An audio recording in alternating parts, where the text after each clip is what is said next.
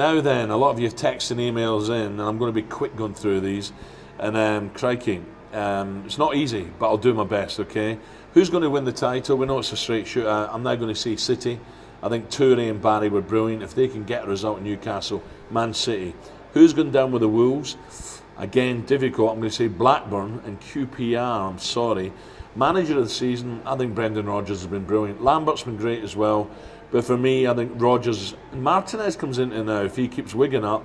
But Brendan Rodgers, Swansea played great football, love it.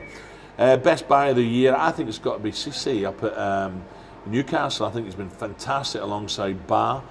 Scores goals for fun. It's no fluke that Newcastle are up there. So Cisse for that one. Worst buy of the year, crikey, who could that be? It looked like Torres, didn't it? It looked like it's Fernando, but he's coming good now. I'll come back to that one. Surprise package. I think Norwich City have been a big surprise. I really do. They've been fantastic. Up front, Holt's been brilliant, knocked a few people out of the way. So I think Norwich City surprise package. I thought they might struggle. Best game I remember, I think a cracking game the other day. Manchester United Everton 4-2. It looked all over. Look, the title was come back to Old Trafford, and then 2 late goals. Fantastic from Everton, broke Fergie's heart. So that was a cracker. Best game you remember, that one, I think 4-4, 8 goals. You don't get much better than that. Most improved player, oh, there's a few, isn't there?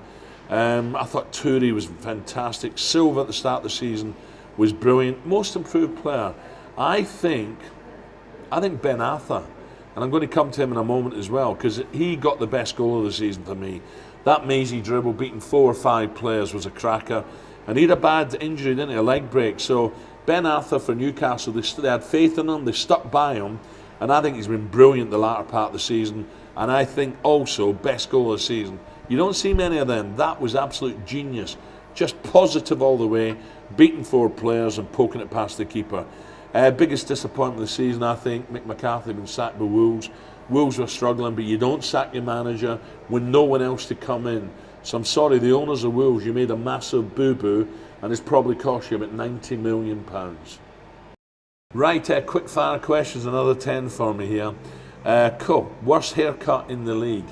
It's got to be that numpty from Chelsea, isn't it? It's got to be Morelos. He looks like a squatter, doesn't he? You know, someone's got to tidy him up. It's him. Best football to follow on Twitter, I think Joey Barton. Whether you love him, hate him, or like him, I think he's good on Twitter. I think he spends more time on Twitter than he does in the training ground. Most likely to get booked for diving. Didier Drogba, it has to be.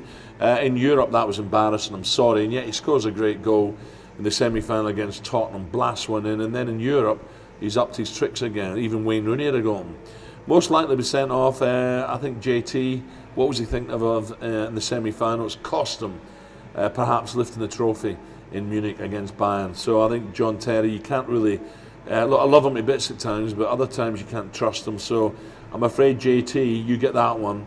Which team will Ronnie Irani, of course, from the Sports Breakfast, be supporting for the rest of the season? Well, it could be any one of 50, to be honest. I still don't know. He claims to be Manchester United. The second team, Man United reserves, then the youth team, then it's West Ham, then it's Bolton. God knows. I suppose if he moves house and moves to Chigwell, he'll be a Tottenham fan next.